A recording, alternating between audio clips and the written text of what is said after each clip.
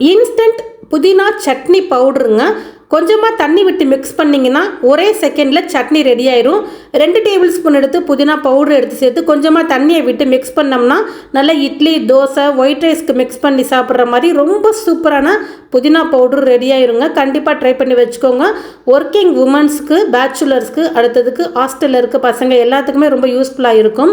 இப்போ 10 ரூபாய் அளவுக்கு புதினா வாங்கி நல்லா க்ளீன் பண்ணி 2-3 தடவை அலசிட்டு தண்ணியை நல்லா வடிய விட்டுட்டு அதுக்கப்புறம் இது போல் ஒரு தட்டில் சேர்த்துருக்கேன். நான் வந்து நல்லா துணியில் ஃபேன் காற்றுல 2 நாள் காய வச்சுக்கிட்டேன். துணியில் போட்டு நல்லா காய வச்சு எடுத்திருக்கேன். நெல்லில் தான் காய வச்சுருந்தேன், வெயிலில் காய வைக்கல. பாருங்கள், இந்த அளவுக்கு மொறுன்னு காஞ்சி வந்துடணும். நல்லா அலசிட்டு நல்லா தண்ணியை வடிய விட்டுட்டு ஒரு துணியில் வந்து விரிச்சு விட்டு நீங்கள் போட்டு காய வைங்க. சீக்கிரமாக காஞ்சிரும் உங்களுக்கு. இது கூடவே ஒரு அரை கைப்பிடி அளவுக்கு கருவேப்பிலை இலைகளும் நல்லா காய வச்சு எடுத்திருக்கேன். நல்லா மொறுன்னு காயணும்.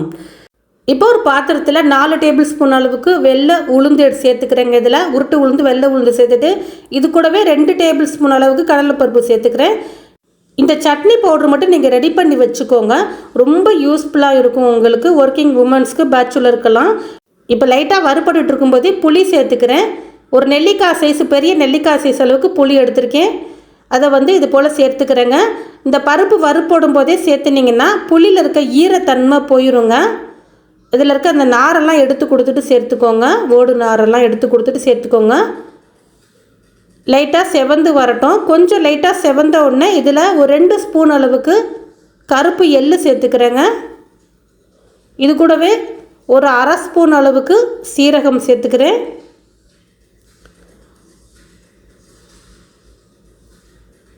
ஒரு ஸ்பூன் அளவுக்கு வர மல்லி சேர்த்துக்கிறேன். தனியா சேர்த்துட்டு அடுப்பை மீடியமாக வச்சு கண்டிப்பாக வருங்க, ஹையில் வைக்கக்கூடாது. மீடியமாக வச்சு நல்லா வறுத்து கொடுத்துக்கோங்க. இப்போ பாருங்கள், பருப்பு நல்லாவே செவந்து வந்துட்டுருக்குது. நான் மீடியமாக அடுப்பு வச்சு தான் வறுக்கிறேன். இது கூடவே ஒரு 10 வரமிளகாய் சேர்த்துருக்கேன். சின்னதாக இருக்கனால 10 சேர்த்துருக்கேன். பெருசாக இருந்தால் ஒரு 7 மிளகாய் சேர்த்துக்கோங்க. 7லேருந்து 8 சேர்த்துக்கோங்க, காரம் கரெக்டாக இருக்கும்.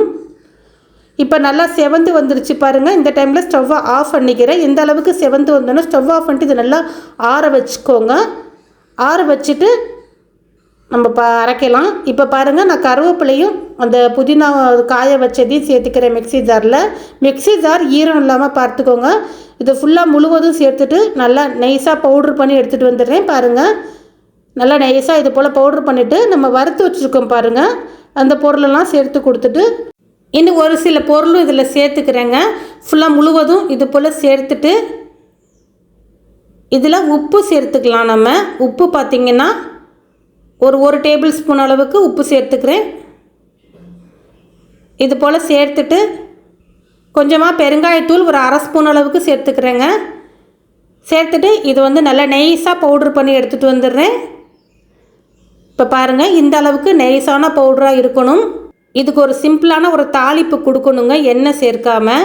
நல்லா நைஸாக இது போல் பவுட்ரு பண்ணி வச்சுக்கோங்க. உங்கள் வீட்டில் புதினா வேஸ்ட்டாக கடந்துச்சுன்னா இது போல் நீங்கள் பவுடராக செய்து வச்சுட்டிங்கன்னா வெளியிலேயே 1 மாதம் வரையும் வச்சு யூஸ் பண்ணலாம். ஃப்ரிட்ஜில் 3 மாதம் வரையும் வச்சுருந்து யூஸ் பண்ணலாம். அவசரத்துக்கு சட்னி அரைக்க முடியாத நேரத்தில் இதிலேருந்து 2 டேபிள் ஸ்பூன் எடுத்து சேர்த்துட்டு மிக்ஸ் பண்ணி நீங்கள் உடனே ஒரே செகண்டில் சட்னி ரெடி பண்ணிடலாம். சூடான சாதத்தில் நல்லெண்ணெய் நெய் விட்டு சாப்பிடவும் ரொம்ப நல்லாயிருக்கும்.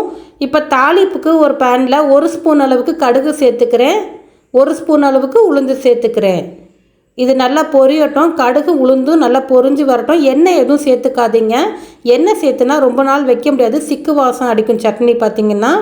இப்போ இதில் கொஞ்சமாக கருவேப்பிலை இலைகளும் சேர்த்துக்கிறேன். நல்லா பொரிஞ்சு இது வரட்டுங்க. அந்த கடுகு, அந்த உளுந்து லைட்டாக செவந்து வரட்டும். ஒரு 2 வரமிளகாய் இது போல் குட்டியாக கட் பண்ணி சேர்த்துக்கிறேன். இப்போ பாருங்கள், கடுகு நல்லா பொரிஞ்சிருச்சு. நம்ம சேர்த்து அந்த உளுந்தும் லைட்டாக செவந்து வந்திருக்கு. கருவேப்பிலையும் நல்லா மொறுன்னு ஆயிடுச்சு. இப்போ இந்த தாளிப்பை எடுத்து நம்ம அந்த புதினா பவுடரில் சேர்த்துக்கலாம்.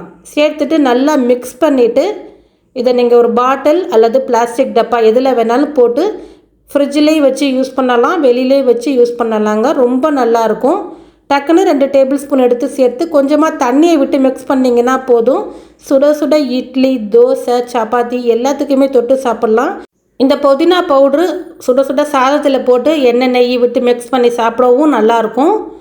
இப்போ பாருங்கள், நான் 2 டேபிள் ஸ்பூன் எடுத்து சேர்த்துட்டு கொஞ்சமாக பச்சை தண்ணி தான் விட்டுக்கிறேன். பச்சை தண்ணி விட்டு மிக்ஸ் பண்ணோம்னா ரொம்ப சூப்பரான இன்ஸ்டன்ட் புதினா பவுட்ரு சட்னி ரெடி ஆயிருங்க.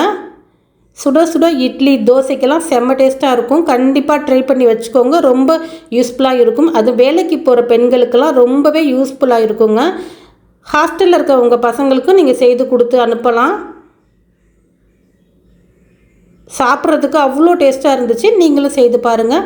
நம்ம வீடியோ பிடித்திருந்தால் நம்ம சேனலுக்கு ஒரு சப்ஸ்கிரைப் கொடுத்துருங்க. வீடியோக்கு ஒரு லைக் கொடுத்துருங்க. நம்ம பேஜையும் ஃபாலோ பண்ணிக்கோங்க.